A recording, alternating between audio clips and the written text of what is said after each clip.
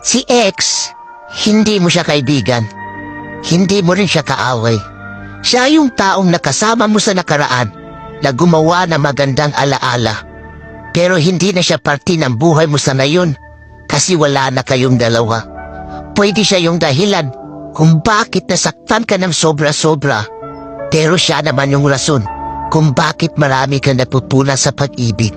Kaya kung babalik man siya ulit sa buhay mo at magpaparamdam ulit, it's your choice.